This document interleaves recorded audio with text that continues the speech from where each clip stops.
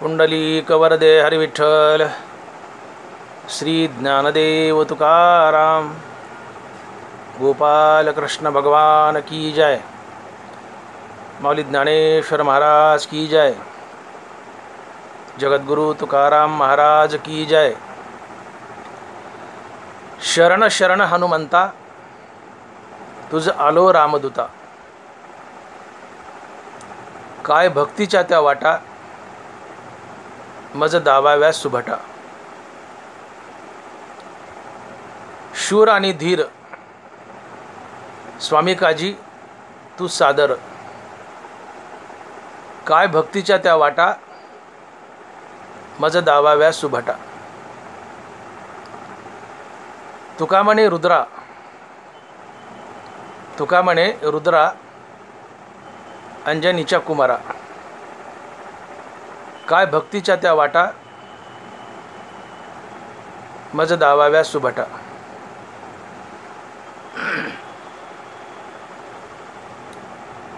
आज हनुमान जयंती हा पवित्र दिवस आणि या शुभदिनी सेवेसाठी निवडलेला अभंग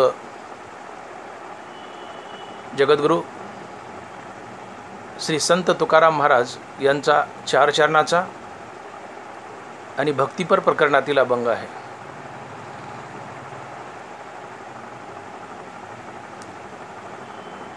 तुकोबाराय मारुतीरायाच्या दारात उभे राहत आहेत आणि मारुतीरायाकडे विनंती करतायत की हे देवा, हे मारुतीराया, मी तुम्हाला शरण आलोय, मी तुम्हाला शरण आलोय। कशा करता? तर भक्ती काय आहे मला समजावून सांगा, भक्ती मला शिकवा, काय भक्तीच्या त्या वाटा मज दावाव्या सुभटा।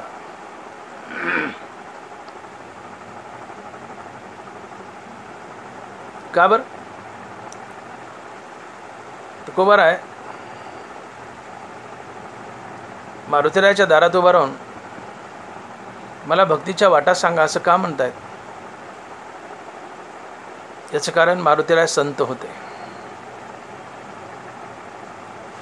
मारुतीराय भक्त होते, मारुतीराय संत होते।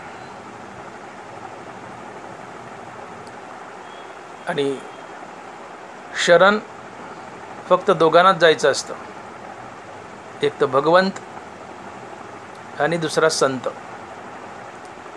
बाकी कुणालाही शरण जायचं नसतं। लौकिकात प्रसंगानुसार आपण जातो शरण, इतकं काटेकोरपणे नाही पाळता येत। प्रसंगानुसार लौकिकातही माणूस माणसाला शरण जातो, परंतु खरी शरणागती करायची असेल तर ती भगवंत आणि संत या दोघांचीच करावी। पण आम्ही नेमकं उलटं करतो, आम्ही भगवंत आणि संत सोडून देतो आणि आम्ही माणसाची आणि पुढाऱ्याची शरणागती करतो, आम्ही बायकोची शरणागती करतो। परंतु खरी शरणागती करावी भगवंत आणि संत। भगवंत बोलतात ज्ञानेश्वरीमध्ये, या लागी शरणागता शरण्यू मीची एकू। सकारात्मक सांगितले ज्ञानोबरायांनी। भगवंत बोलतायत, या लागी शरणागता शरण्यू मीची एकू। या जगतात शरण येण्यास योग्य जर कोण असेल तर तो मी आहे, अर्थात भगवान श्रीकृष्ण आहे। हे भगवान गीतेत ज्ञानेश्वरीत बोलत आहेत। या लागी शरणागता शरण्यू मीची एकू। शरणच जायचंय, भगवंताला जावं, संताला जावं।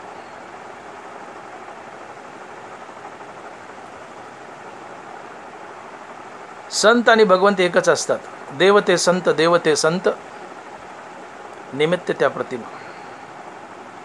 तो खूप बरं आहे. संत ते प्रत्यक्ष पुरुषोत्तम, ते चालते बोलते परब्रह्म. नाथ महाराज. संत म्हणजे चालता बोलता भगवान श्रीकृष्ण. संत ते प्रत्यक्ष पुरुषोत्तम, ते चालते बोलते परब्रह्म. देव आणि संत एकच असतात. ते तुकोबा तर मी उठोबा, ते ज्ञानोबा तर मी उठोबा, ते चोखोबा तर मी उठोबा. तया आम्हा परस्परे बाहेरी नामाचीच अंतरे, वांचुनी अंतवट वस्तू विचारे मी तेची ते. देव आणि संत एकच असतात. शरीर दोन, पण आत्मिक दृष्ट्या ते केव्हाच एक झालेले असतात. देवते संत निमित्त त्या प्रतिमा. आणि म्हणून देवाला शरण गेलं काय आणि संताला शरण गेलं काय, दोन्ही एकच आहे. पण देव आणि संत एकच असतात.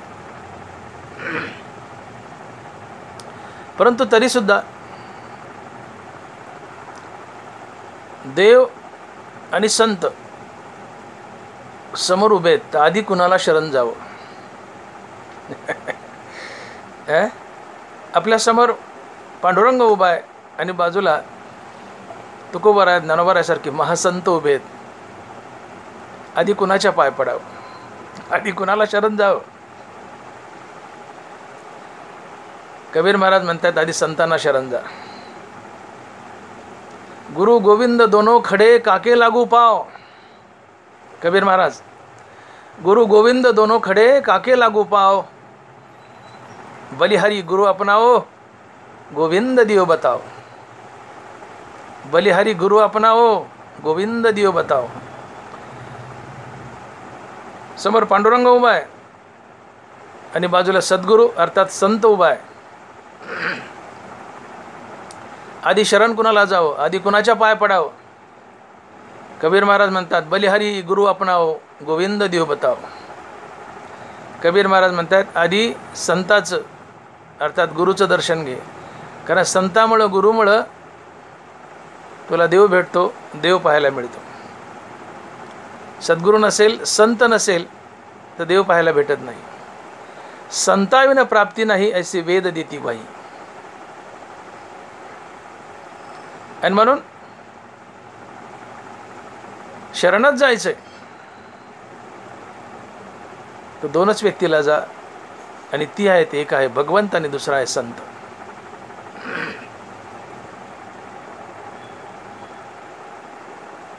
मारुतीराय संत आहेत. आणि म्हणून तसे मारुतीराय भगवंत आहेत आणि संत आहेत. मारुतीराय साक्षात महादेवाचा अवतार. अंजनीच्या तपासाठी महारुद्र आले पोटी. अंजनीच्या तपासाठी महारुद्र आले पोटी. अंजनीच्या पोटी महादेव आले, अर्थात साक्षात भगवान शंकर आलेत. म्हणून हनुमंतराय कोण आहेत? साक्षात महादेव आहेत, साक्षात शंकर आहेत. म्हणून हनुमंतराय भगवंत आहेत, हनुमंतराय संत आहेत. हनुमंतराय महादेवाचा अवतार, रुद्राचा अवतार. म्हणून हनुमंतराय भगवंत आणि हनुमंतराय रामभक्त आहेत, म्हणून संत.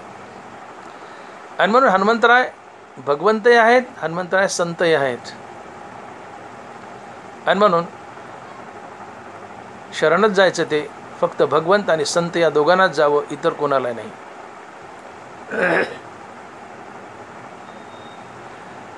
आणि जे जयंत असतात फक्त त्यांचीच जयंती असते. जयंत, जयंती, जयवंत, जयंत ज्यांचा कधी अंत होत नाही ते जयंत. ज्यांचा कधी अंत होत नाही ते जयंत. अर्थात जो जन्म मृत्यू रहित आहे तो जयंत, आणि त्याची जयंती असते. तात्पर्य जो जन्म मृत्यू रहित आहे फक्त त्याचीच जयंती असते, इतर कोणाचीही नाही. आणि जन्म मृत्यूरहित फक्त भगवंत आहे. आणि म्हणून जयंती ही फक्त भगवंताचीच असते.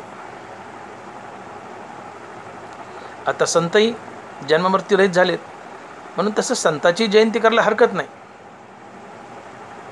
म्हणून एकत्रित घेतलं तरी चालेल की जयंती फक्त संत आणि भगवंत या दोघांचीच असते, प्रामुख्यानं भगवंताची. कारण जो अयवनी संभव आहे, जयंती फक्त त्याचीच असते. अयवनी संभव प्रगटला हा राघव. जो अयवनी संभोगातून जन्माला आलाय, अयवनी संभव नॉट संभव सॉरी, जो अयवनी संभवातून जन्माला आलाय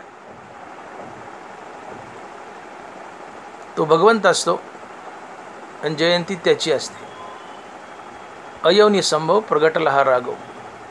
जो सरळ सरळ डायरेक्टली अवतीर्ण होतो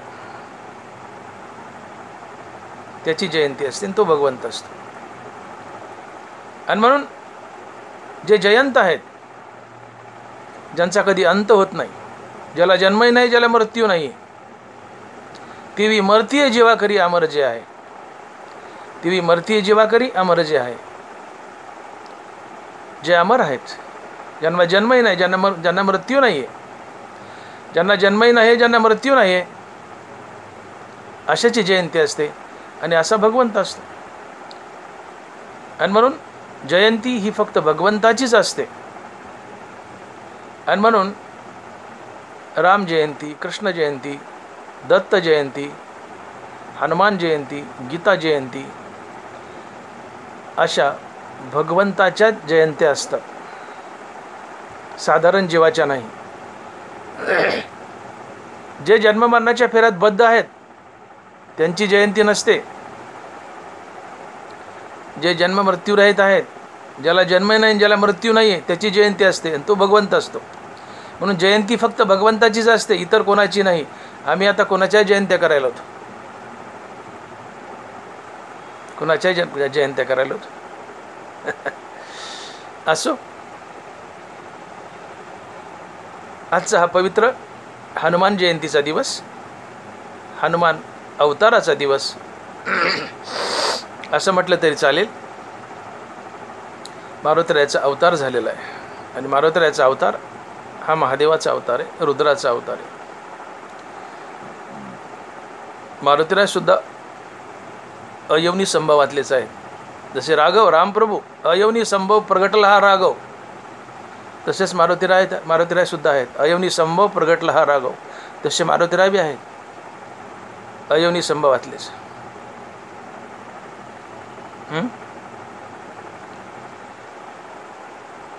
अंजनी माता तपश्चर्या करत होती. तिच्या हातात तो घारीच्या तोंडातला पिंड पडला. तो पिंड अंजनी मातेने भक्षण केलं. अंजनी माता गरोदर राहिली. तो पिंड काय होता? पुत्र कामेष्ठी यज्ञ केला होता राजा दशरथानं, आणि कैकेयी माता रुसली. तिच्या हातातला पिंड घारीने नेला होता.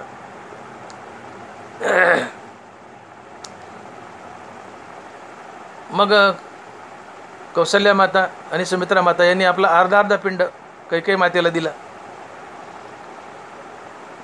त्या तिन्ही राण्या गरोदर राहिल्या.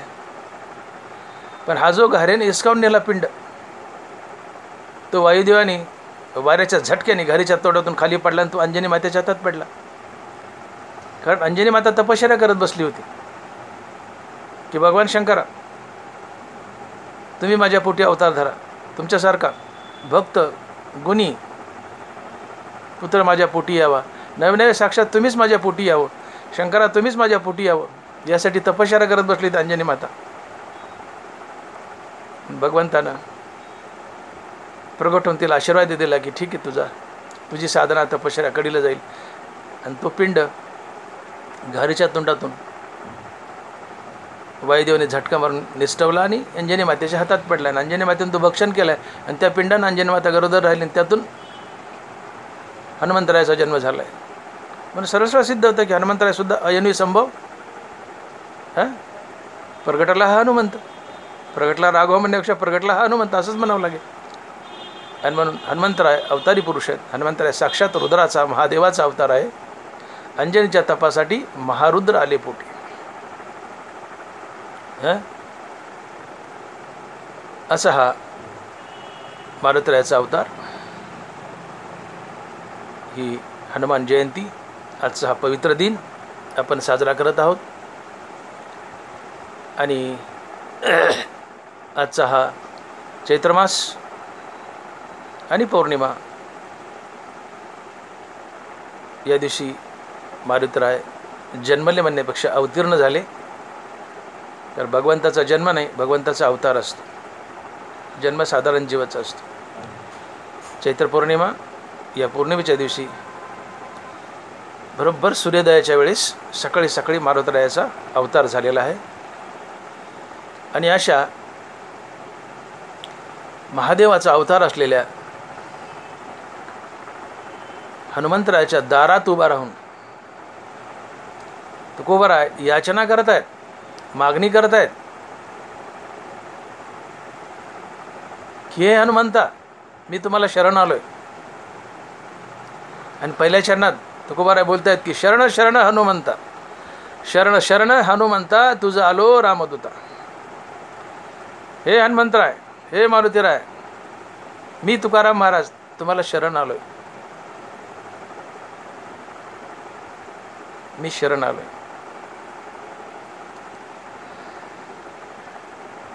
शरण कुणाला जावं आणि शरण कशा प्रकारे जावं हा अतिशय महत्त्वाचा भाग आहे.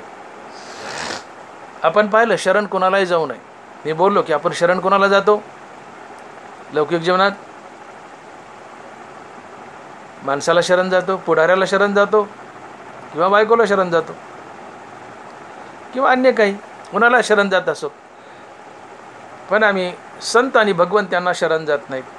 आणि गेलोतही संत आणि भगवंत यांना शरण जरी गेलोत तर शरण जाण्याची पद्धती आमची योग्य नसते. संत आणि भगवंताला कशा प्रकारे शरण जावं.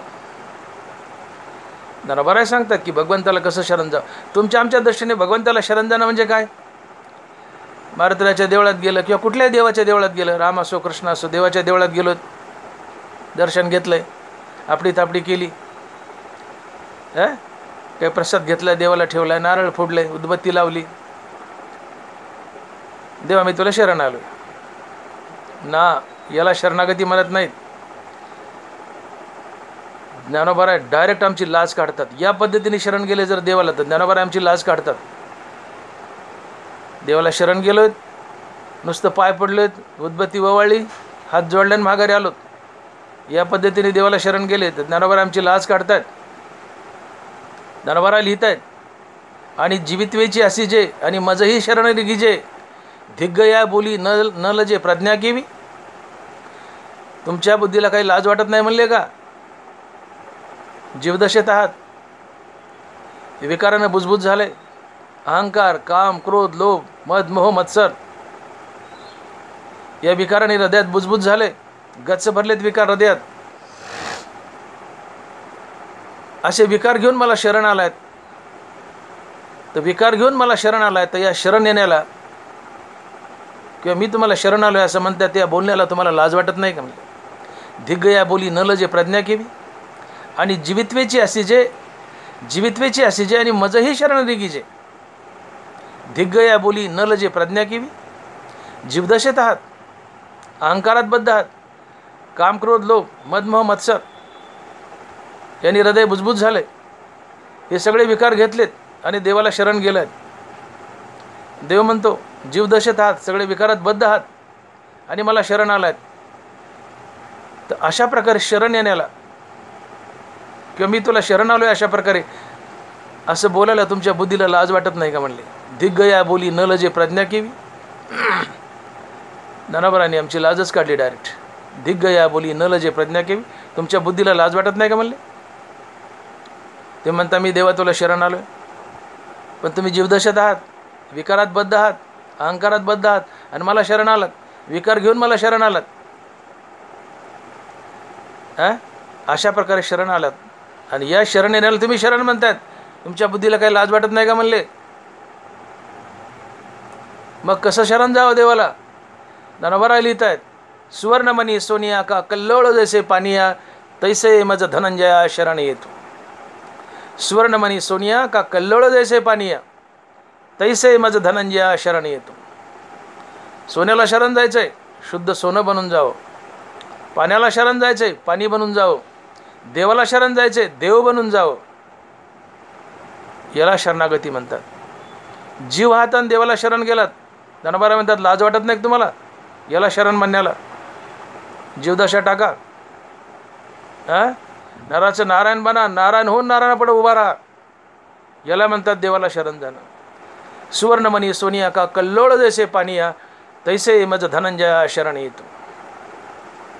पाण्याला शरण चाललायत आणि तेल बनून चाललायत. तेल पाण्यात मिसळेल नाही, तेल पाण्यावर तरंगेल. का तर तेल पाण्यापेक्षा हलकं आहे. तेल पाण्यापेक्षा हलकं आहे म्हणून तेल पाण्यावर तरंगतं. गुरुजींनी मुलांना प्रश्न विचारला, पोरांनो पाण्यावर तेल तरंगतं का? तर तेल पाण्यापेक्षा हलकं आहे. मग तेलापेक्षा हलकं काय? पोरं म्हणले भजे. भजे का? ते भजे तेलावर तरंगतात म्हणून तेलापेक्षा भजे हलके. विनोदाचा भाग सोडा. पाण्याला शरण चाललायत आणि तेल बनून चाललायत तर पाण्यात मिसळता येणार नाही. पाण्याला शरण चाललायत, पाणी बनून जा तरच पाण्यात मिसळता येईल. देवाला शरण चाललायत, देव बनून जा तरच देवात मिसळता येईल. आणि देव बनून देवाला शरण जाणं याला खरी शरणागती म्हणतात. काम, क्रोध, लोभ, मद, मोह, मत्सर, अहंकार हे सगळे विकार टाका, जीवदशा टाका. साक्षात देव बना आणि देव बनून देवापुढे उभे राहा. याला म्हणतात देवाला शरण जाणं. हनुमंताबारा लिहित आहेत की सुवर्णमणी सोनिया का कल्लोळ जैसे पानिया, तैसे मज धनंजया शरण येतो. तैसे मज धनंजया शरण येतो. ही देवाची शरणागती आहे. विकारानं बुजबुज झालं हे सगळं. अहंकार, काम, क्रोध, लोभ, मद, मोह, मत्सर हृदयात गच भरले. जीवदशेत आहात आणि देवापुढे जाऊन पाय पडताना, उद्बत्ती वाळताना, माघारी येताना काय तर म्हणे मी देवाला शरण गेलोय. तुकोबाराय बोलले, काम, क्रोध, लोभ घेऊन या संगे, परमार्थाशी निघे तोची मूर्ख. सकारात्मक बोलले तुकोबाराय. काम, क्रोध, लोभ घेऊन या संगे, परमार्थाशी निघे तोची मूर्ख. हृदयात काम, क्रोध, लोभ आहेत आणि परमार्थाला निघाला तुकोबाराय म्हणतात मूर्ख आहेस. मूर्ख आहेस. काम, क्रोध, लोभ टाक आणि मग परमार्थात प्रवेश कर, तेव्हा तुझा खरा परमार्थात प्रवेश झाला. आणि काम, क्रोध, लोभ सोबत घेऊन परमार्थाला निघालास तर मूर्ख आहेस म्हणले. काम, क्रोध, लोभ घेऊन या संगे, परमार्थाशी निघे तोची मूर्ख. तोची मूर्ख. आणि म्हणून आम्ही काम, क्रोध, लोभ सोबत घेऊन निघतो देवाच्या भेटीला. अहंकार सोबत घेऊन निघतो आणि म्हणतो देवा मी तुला शरण आलोय. धनभराय म्हणतात तुला लाज वाटत नाही काही? दिग्गया बोली न लजे प्रज्ञा केवी. तुला लाज वाटत नाही म्हणले? तुझ्या बुद्धीला लाज वाटत नाही म्हणले काही? तू म्हणतो मी देवाला शरण आलोय आणि विकारानं बुजबुजलास. हृदयात काम, क्रोध, लोभ आहेत, अहंकार आहे, जीवदशेत आहेस आणि देवाला शरण आला म्हणतो. असं बोलायला तुझ्या बुद्धीला लाज वाटत नाही म्हणले? आणि म्हणून विकार घेऊन, अहंकार घेऊन देवाला शरण जाऊ नका. ती शरणागतीच नाही आहे. मग कसं शरण जा? देहून देवाला शरण जा. विकार टाका, निर्विकारी व्हा. तो काय म्हणे चित्त करा रे निर्मळ. चित्त निर्मळ करा. विकार टाका, अहंकार टाका, काम, क्रोध, लोभ, मदमोह, मत्सर टाका. निर्विकारी व्हा आणि देवापुढे उभा राहा. याला म्हणतात देवाला शरण जाणं. देवहून देवापुढे उभं राहणं म्हणजे देवाला शरण जाणं. आणि तुकोबाराय अशा पद्धतीने हनुमंताला शरण गेलेत. आधी होता संत संग तुका झालाच आहे पांडुरंग, मूळ स्वभाव जाईना त्याचे भजन राहीना.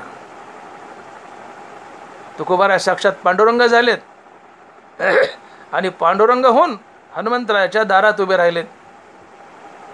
याला शरणागती म्हणतायत. आणि मग तुकोबाराय हनुमंतरायाला म्हणतायत की शरण शरण हनुमंता तुझं आलो रामदूता. शरण शरण हनुमंता तुझं आलो रामदूता. हे हनुमंतराय, हे मारुतीराय, मी तुम्हाला शरण आलोय. मोठी मौज असते. एखादा विद्यार्थी असतो, बुद्धिमान आहे, अभ्यासू आहे, सुंदर पेपर लिहिलाय, 90-95% मार्क पडतील असा पेपर लिहिलाय, परंतु त्याला 90-95% मार्क पडतील याची ग्वाही परीक्षकांना द्यावी लागते. त्याने पेपर लिहावा लागतो, पेपर परीक्षकांना तपासावा लागतो, परीक्षकांना त्याला 95 मार्क द्यावे लागतात. ते मार्क आणि पेपर विद्यापीठात पाठवावा लागतो आणि मग विद्यापीठ तुम्हाला डिग्री देतं. अभ्यास तुमचा आहे, पण तुम्ही 95% मार्क घेण्यास पात्र आहात हे परीक्षकांना सांगावं लागतं विद्यापीठाला, तेव्हा विद्यापीठ डिग्री देतं. तसं तुम्ही निर्विकारी झालात, विकार टाकलेत आणि देवापुढे उभे राहिलात, परंतु संतांना सांगावं लागतं की देवा, हा भक्त, हा माझा भक्त देव बनण्यास योग्य आहे, तेव्हा देव तुम्हाला सायुज्य मुक्ती देतो किंवा संतपद देतो. अभ्यास तुमचा आहे, गडगंज अभ्यास आहे, भरपूर अभ्यास आहे, पेपर छान लिहिला आहे, 95% मार्क पडतील इतका पेपर छान लिहिला आहे, पण परीक्षकांना सांगावं लागतं विद्यापीठाला की याला 95% मार्क पडतात, तेव्हा विद्यापीठ 95% मार्क देऊन तुम्हाला डिग्री देतं. तसं तुम्ही साक्षात देव बनलायत आणि देवापुढे उभं राहिलात, पण संतांनी सांगावं लागतं की देवा हा देव बनण्यास योग्य आहे, तेव्हा देव तुम्हाला देव पण देतो आणि आपल्यात मिसळून घेतो, सायुज्य देतो. आणि म्हणून संत शरणागती करायची. आणि मारुतीराय संत आहेत आणि भगवंतही आहेत, महादेवाचा अवतार म्हणजे भगवंत आहेत, पण प्रामुख्यानं मारुतीराय संत आहेत. या अवतारात मारुतीराय प्रामुख्यानं संत आहेत, राम भक्त आहेत, रामदूत आहेत, रामदास आहेत, रामाचे दास आहेत, दास्यत्वच केले रामाचं. आणि अशा महासंताला तुकोबाराय शरण गेलेत आणि हनुमंतरायाच्या दारात उभे राहिलेत आणि म्हणतायत, शरण शरण हनुमंता तुझा आलो रामदूता. शरण शरण हनुमंता तुझा आलो रामदूता. तुकोबारायचा एक स्वभाव होता, तुकोबाराय फक्त देवाला शरण जात होते, बाकी कोणाला नाही. तुकोबाराय बोलले स्वमुखानं, तुझं विन कोणा शरण जाऊ नारायणा, तुझं विन कोणा शरण जाऊ नारायणा. हे नारायणा, मी तुझ्याशिवाय कोणाला शरण जाऊ आणि जाणार नाही. नारायणा देवा, मी शरण जाईल तर तुलाच, बाकी इतर कोणाला नाही. आणि म्हणून तुकोबाराय फक्त नारायणाला शरण जात होते, अर्थात तुकोबाराय फक्त देवाला शरण जात होते आणि देवासोबत देवाच्याच गोष्टी करीत होते, इतर काही बोलतच नव्हते. आणि म्हणून महाराज स्वमुखानं बोलतात, आता बोलण्याची नाही देवाविन काही, आता बोलण्याची नाही देवाविन काही. तुकोबाराय फक्त देवाला शरण जात होते आणि देवाच्या अर्थात परमार्थाच्याच गोष्टी करत होते. मारुतीराय देव आहेत, हरिहरा भेद. मारुतीराय महादेव आहेत, मारुतीराय हर आहेत. विष्णू म्हणजे हरी, महादेव म्हणजे हर, आणि हे हर कोण आहेत? मारुतीराय आहेत. पण मारुतीराय महादेव आहेत अर्थात हर. आणि मग हरिहरा भेद नाही नका करू वाद, एक एकाची हृदयी गोडी साखरेच्या ठाई, एक वेलांटीची नाड. आणि म्हणून हरी आणि हर हे एकच आहेत, एकाच नाण्याच्या दोन बाजू आहेत. म्हणून मारुतीराय साक्षात महादेव आहेत आणि महादेव आणि विष्णू एकच आहेत, एकाच नाण्याच्या दोन बाजू आहेत. मग महादेवच नारायण आहेत. आणि म्हणून एक प्रकारे तुकोबाराय नारायणाच्या दारात उभे राहिलेत, हनुमंतरायाच्या दारात उभे म्हणजे महादेवाच्या दारात, पर्यायानं नारायणाच्या दारात उभे आहेत. आणि म्हणून तुकोबाराय बोलतात की तुझं विन कोणा शरण जाऊ नारायणा, तुझं विन कोणा शरण जाऊ नारायणा. हे मारुतीराय एक प्रकारे नारायणच आहेत. का तर मारुतीराय महादेव आहेत आणि महादेव आणि नारायण यात फरकच नाही हो. हरिहरा भेद नाही नका करू वाद. तात्पर्य, तुकोबाराय मारुतीरायाच्या दारात उभे आहेत, याचा अर्थ संत आणि भगवंताच्या दारात उभे आहेत. मारुतीराय संत आहेत, भगवंत आहेत. आणि तुकोबाराय बोलतायत की शरण शरण हनुमंता तुझ आलो रामदूता. मारुतीराय दूत आहेत आणि प्रामुख्यानं रामाचे दूत आहेत, प्रभू रामचंद्राचे दूत आहेत. दूत कुणाला म्हणतात? की जो एका बलाढ्य माणसाचा संदेश दुसऱ्या बलाढ्य माणसाला नेऊन पोहोचता करतो, तो दूत असतो. एका राजाचा संदेश, एका राजाचा निरोप दुसऱ्या राजाला द्यायचा, तो राजदूत असतो. बारीक सारी किरकोळ गोष्टीचे निरोप देतो आपण, त्याला दूत म्हणा किंवा नका म्हणू. साधारण मनुष्य त्याने काय निरोप दिला, त्या माणसाला निरोप दिला, त्यालाही दूत म्हणलं चालतं. पण व्यवहारात दूत कुणाला म्हणतात? की एक मोठा सम्राट आहे, राजा आहे, आणि त्याचा काय निरोप आहे ते दुसऱ्या मोठ्या राजाला द्यायचा आहे, तो राजदूत. तसं प्रभू रामचंद्र ब्रह्मांड नायक, विश्वाचा राजा, आणि या राजाचा निरोप, राजाचा संदेश मारुतीराय पोहोचते करायचे. म्हणून मारुतीराय दूत आहेत, राम भक्त आहेत, दूत आहेत. मारुतीरायाने कुणाला निरोप दिला? मारुतीरायाने प्रभू रामचंद्राचा निरोप संदेश प्रामुख्यानं रावणाला दिला. रावणा, सीता मातेला सोड, अन्यथा तुझी लंका राहणार नाही. मारुतीराय दूत होते. प्रभू रामचंद्राला सांगावं, मारुतीरायाने जाऊन पटकन तो निरोप रावणासारख्याही बलाढ्य माणसाला द्यावा. दूत होते.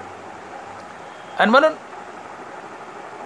तुकोबाराय म्हणतात की हे रामदूता, हे मारुतीराय, तू रामाचा दास आहेस, रामाचा भक्त आहेस, रामाचा दूत आहेस. मी तुझ्या दारात उभा आहे, तुला शरण आलोय. शरण शरण हनुमंता, तुझ आलो रामदूता. शरण शरण हनुमंता, तुझ आलो रामदूता. हे हनुमंता, हे रामदूता, मी तुला शरण आलोय. पण कशा करता शरण आलोय हे तुकोबाराय अभंगाच्या दुसऱ्या चरणात सांगतात. आणि महाराज लिहित आहेत, काय भक्तीच्या त्या वाटा मज दावाव्या सुभटा. काय भक्तीच्या त्या वाटा मज दावाव्या सुभटा. हे मारुतीराय, हे रामदूता, मी तुम्हाला शरण आलोय. कशा करता? तर भक्ती काय असते मला समजून सांगा, भक्तीच्या वाटा काय आहेत मला समजून सांगा. आणि म्हणून तुकोबाराय मारुतीरायाकडून भक्ती समजून घेत आहेत. का? तर मारुती संत आहेत, मारुती भगवंत आहेत, मारुती महादेव आहेत. आणि संताकडून, भगवंताकडूनच भक्ती समजून घ्यायची असते. नम्रता आहेत. तुकोबाराय लिनता घेत आहेत. हो, तुकोबाराय जीवनमुक्त, तरी लिनता घेत आहेत स्वतःकडं. लहानपण घेत आहेत. लहानपण देगा देवा मुंगी साखरेचा रवा. तुकोबाराय स्वतःकडे लहानपण घेतात, जीवनमुक्त असू नये. आणि मारुतीरायाला म्हणतात, हे मारुतीराय, मी तुम्हाला शरण आलोय. तुकोबाराय मारुतीरायाच्या तोडीचे होते, काय लहान नव्हते. Both very equal. तुकोबाराय आणि मारुतीराय एकाच तोडीचे होते, दोघं महासंत होते. पण तरी स्वतःकडे लिनता घेतली, नम्रता घेतली, आणि म्हणतात, शरण शरण हनुमंता, तुझा आलो रामदूता. हे रामदूता, हे हनुमंता, हे मारुतीराय, मी तुम्हाला शरण आलोय. का आलोय? मला भक्तीच्या वाटा दाखवा. भक्ती काय असते मला सांगा. मग काय असते भक्ती? हा भगवंत, हा मारुती संत आहे, हा मारुती भगवंत आहे. मारुती महादेव आहे, आणि महादेव नारायण आहे, नारायण महादेव आहेत. म्हणजे एक प्रकारे भगवंतालाच तुकोबाराय विनंती करतात की भगवंता, भक्ती काय मला सांगा, भक्ती काय मला सांगा. मग काय भक्ती आहे? भगवान गीतेत, ज्ञानेश्वरीत भक्ती काय सांगतायत? मारुतीराय भक्ती सांगतायत म्हणजे भगवंतच भक्ती सांगतोय. मुद्दा लक्षात घ्या. मारुतीराय महादेव आहेत, आणि महादेव नारायण आहे, नारायण महादेव आहे. मग मारुतीरायला भक्ती सांगा म्हणतायत, म्हणजे एक प्रकारे तुकोबाराय भगवंतालाच भक्ती सांगा म्हणतायत. आणि मग भगवंत काय भक्ती सांगतायत? गीतेत, ज्ञानेश्वरीत भगवंत भक्ती काय सांगतायत? भगवंत बोलतायत, तैसे स्वामीचे मनोभावा न चुकीजे हेची परमसेवा. एर तो पांडवा वाणिज्य कर. तैसे स्वामीचे मनोभावा न चुकीजे हेची परमसेवा. एर तो पांडवा वाणिज्य करणे. नरबराने भक्ती सांगितली भगवंताच्या मुखातून. 18 अध्यायात ज्ञानोबा बोलत आहेत भगवंताच्या मुखातून की भक्ती काय. भगवंत बोलतात तैसे स्वामीचे मनोभावा न चुकीचे हेची परमसेवा एरतो पांडवा वाणिज्य करणे. देवाच्या इच्छेसारखं वागणं ही देवाची भक्ती असते. स्वामीचे मनोभावा, स्वामी म्हणजे देव, मनोभाव म्हणजे इच्छा. स्वामीचे मनोभावा न चुकीचे हेची, सकारात्मक सांगितलं, हेची परमसेवा एरतो पांडवा वाणिज्य करणे. देवाच्या इच्छेप्रमाणे वागणं ही देवाची भक्ती आहे. आणि देवाची इच्छा सोडून बाकीचं काही करणं तर भक्तीतला बाजार आहे, भक्तीतला चाटळपणा आहे. एरतो पांडवा वाणिज्य करणे. म्हणून ज्याची आम्ही भक्ती करतो त्याला काय हवं हे जाणून घ्या आणि तसं तसं वागा. याला भगवंत अर्थात ज्ञानोबा भक्ती म्हणताय. मुलाने आईवडिलाच्या इच्छेप्रमाणे वागणे ही मुलाकडून आईवडिलाची केली जाणारी सेवा होय, भक्ती होय. पत्नीने पतीच्या इच्छेप्रमाणे वागणे ही पत्नीकडून पतीची केली जाणारी सेवा होय, भक्ती होय. शिष्याने गुरुच्या इच्छेप्रमाणे वागणे ही शिष्याकडून गुरुची केली जाणारी सेवा होय, भक्ती होय. नोकराने मालकाच्या इच्छेप्रमाणे वागणे म्हणजे नोकराकडून मालकाची केली जाणारी सेवा होय, भक्ती होय. तसं भक्तानं भगवंताच्या इच्छेप्रमाणे वागणं म्हणजे भक्ताकडून भगवंताची केली जाणारी सेवा होय, भक्ती होय. आणि म्हणून ज्ञानोबा लिहित आहेत की तैसे स्वामीचे मनोभावा न चुकीचे हेची परमसेवा एरतो पांडवा वाणिज्य करणे. ज्याची आम्ही भक्ती करतो त्याला काय हवंय ते जाणून घ्या, तसं तसं वागा. याला ज्ञानोबा भक्ती म्हणतात, याला भगवंत भक्ती म्हणतात. सकाळची वेळ एक नौकर होता, एक मालक होता. सकाळची वेळ एक नौकर आणि एक मालक. मालक नौकराला म्हणतो, जा रे माझ्यासाठी कब्बर चहा घेऊन ये. नौकर गेला आणि जेवणाचं ताट घेऊन आला. आता सकाळची वेळ 7-8 वाजले, सकाळची वेळ. मालक नौकराला म्हणतो, जा रे माझ्यासाठी चहा. नौकर गेला आणि जेवणाचं ताट घेऊन आला. दुपार झाली, 12 वाजले, मालकाला भूक लागली. मालक म्हणतो, जा रे माझ्यासाठी जेवण घेऊन ये. नौकर गेला आणि चहा घेऊन आला. आता मालकाने चहा सांगितलं तेव्हा जेवण आणलं, जेवण सांगितलं तेव्हा चहा आणला. ही नोकराकडून मालकाची केली जाणारी सेवा आहे का गैरसेवा आहे? अर्थातच गैरसेवा आहे. मालकाला ज्या वेळेस जे हवं आहे नोकरांना त्यावेळेस ते मालकाला पुरवावं. ही नोकराकडून मालकाची केली जाणारी सेवा आहे. आणि असं न वागणं म्हणजे मालकाची गैरसेवा आहे. देव म्हणतो, माझं डोकं दुखतंय, भक्तांनो माझं डोकं दाबा. आणि तुम्ही जाऊन देवाचे पाय दाबायला लागले. ही देवाची सेवा नसून गैरसेवा आहे. देव म्हणतो डोकं दुखतंय, तुम्ही डोकं दाबा, पाय दाबू नका. देवाला काय हवं हे जाणून घ्या, तसं तसं वागा. ती देवाची भक्ती असते. अर्थात भगवंताच्या इच्छेप्रमाणे आम्ही वागणं ही भगवंताची भक्ती आहे. मग भगवंताची नेमकी इच्छा काय? भगवंताच्या इच्छेप्रमाणे आम्ही वागणं ही भगवंताची भक्ती आहे. मग भगवंताची नेमकी इच्छा काय? तर भगवंत गीतेमध्ये प्रामुख्याने आपल्या 3 इच्छा व्यक्त करतायत. आणि भगवंत बोलतायत की चेतसा सर्व कर्माणी मयी संन्यस्य मत्परा बुद्धियोगमुपाश्रित मच्चित्त सततम भव. ज्ञानोबा बोलतायत, तुवा उचित कर्मे आगवी आचरोनी मज अर्पावी परी चित्तवृत्तीने असावी आत्मरूपी. स्वकर्माचे चोखाळी मज पूजा करुणी भली तेने प्रसादे आकळी ज्ञाननिष्ठेते. जे जे भेटे भूत ते ते मानिजे भगवंत हा भक्तियोग निश्चित जाण माझा. या श्लोकातून आणि या ओव्यातून भगवंताने ज्ञानोबा सांगतायत की सकाळी उठल्यापासून रात्री झोपेपर्यंत आपलं प्रत्येक कर्म कर्माभिमान आणि पल्लेच्या टाकून कर्तव्य आणि प्रभुपूजा समजून ईश्वराप्रीत्यर्थ व ईश्वरार्पण बुद्धीने करा. त्याला सोपं करायचं असेल तर सकाळी उठल्यापासून रात्री झोपेपर्यंत आपलं प्रत्येक कर्म देवाची पूजा म्हणून करा.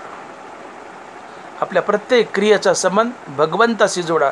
आपलं प्रत्येक कर्म ईश्वरार्पण बुद्धीने करा, भगवंताची पूजा म्हणून करा. ही भगवंताची पहिली इच्छा आहे. हाताचे करणे का पायाचे चालणे, ते होय मज कारणे ऐसे करी.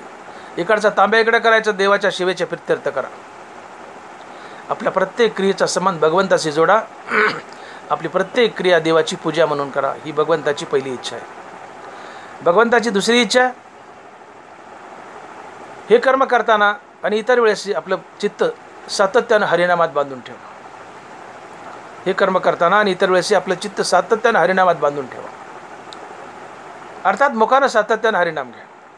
आणि तिसरी इच्छा, जगातील प्रत्येक प्राणी मात्र हा देवच आहे असं समजून त्याच्यासोबत देवतुल्य व्यवहार करा.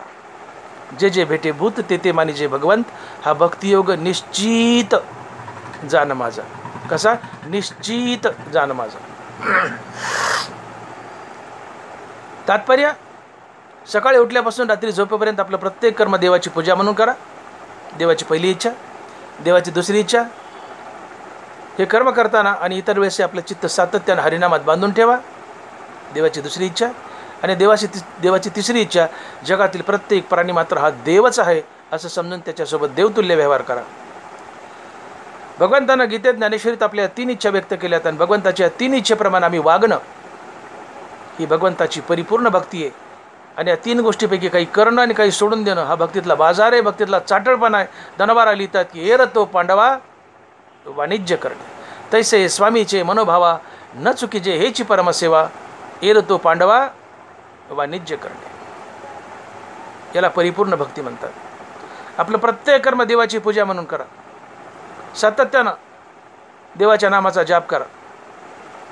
आणि जगातील प्रत्येक प्राणी मात्र हा देवच आहे असं समजून त्याच्यासोबत देवतुल्य व्यवहार करा. ही परिपूर्ण भक्ती, ही देवाची इच्छा. या 3 गोष्टीसारखं तुम्ही वागावं.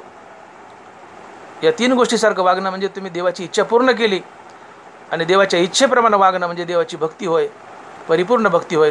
आणि मग दानबारा लिहितात की तैसे स्वामीचे मनोभावा न चुकीजे हेची परमसेवा. एर होतो पांडवा वाणिज्य करणे. आणि म्हणून मी बोलून गेलो की ज्याची आम्ही भक्ती करतो त्याला भक्तीत काय हवंय हे जाणून घ्या. ज्याची भक्ती करतो त्याच्या इच्छेप्रमाणे वागा. याला भगवंत आणि ज्ञानोबा आहे भक्ती म्हणतात. तैसे स्वामीचे मनोभावा न चुकीजे हेची परमसेवा. एर होतो पांडवा वाणिज्य करणे. ही मारुतरायाने तुकोबारायला भक्ती शिकवली. भगवान श्रीकृष्ण भक्ती शिकवतात म्हणजेच महादेव शिकवतात. आणि महादेव शिकवतात म्हणजेच मारुतीला शिकवतात. कारण हे तिघं एकच आहेत. हे तिघं एकच आहेत. मारुतराय महादेव आहेत, महादेव नारायण आहेत, आणि हे नारायण कृष्ण आहेत.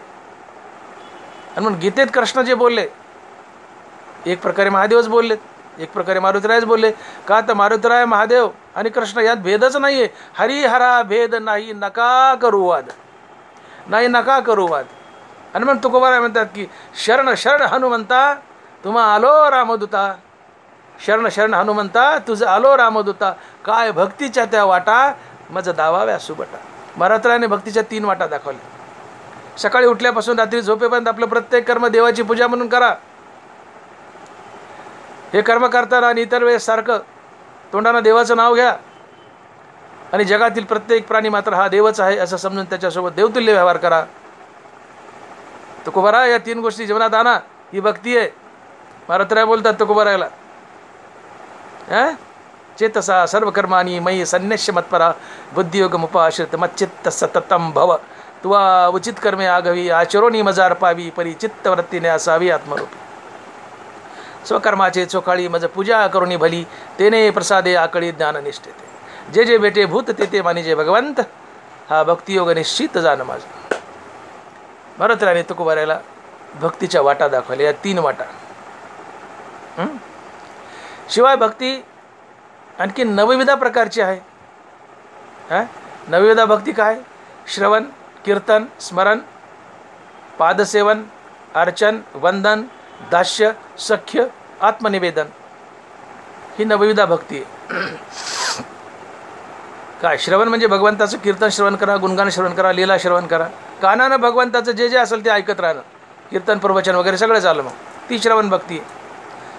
कीर्तन भक्ती, मुखानं देवाचं सातत्यानं नाम घेणं, ही कीर्तन भक्ती आहे. कारण कीर्तन या शब्दाचा अर्थ होतो तोंडानं देवाचं नाव घेणं, ती कीर्तन भक्ती आहे. किंवा प्रवचन कीर्तन करणं, तोंडानं देवाचं नाव घेणं, ही कीर्तन भक्ती आहे. स्मरण, सातत्यानं भगवंताचं ध्यान करणं, ही स्मरण भक्ती आहे. पादसेवन, देवाच्या पायावर साष्टांग दंडवत करणं 5 सेवन आहे. चरणाची सेवा देवाचे ते 5 सेवन आहे. अर्चन देवाची सातत्यानं पूजा करणं, सातत्यानं म्हणजे नियमानुसार देवाची पूजा करणं ते अर्चन आहे. वंदन देवाला वंदन करत राहणं, इथं साष्टांग दंडवत आलं आहे. देवाला हात जोडणं, वंदन करणं, प्रार्थना करणं. दास्य देवाचं दास्यत्व करायचं. सख्य देवासोबत मैत्रीण राहायचं जसं अर्जुन राहिला. आणि आत्मनिवेदन देवाला सर्वस्व समर्पण करायचं ते आत्मनिवेदन. ही नवविधा भक्ती आहे.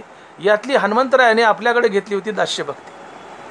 हनुमंतराय प्रभू रामचंद्राचे दास होते. हनुमंतराय प्रभू रामचंद्राचे दास होते. आणि म्हणून तुकोबाराय म्हणतात की दास्यत्व निकट हनुमंते पै केले, दास्यत्व निकट हनुमंते पै केले, म्हणून देखील रामचरण. हनुमंतराय प्रभू रामचंद्राचे दास होते.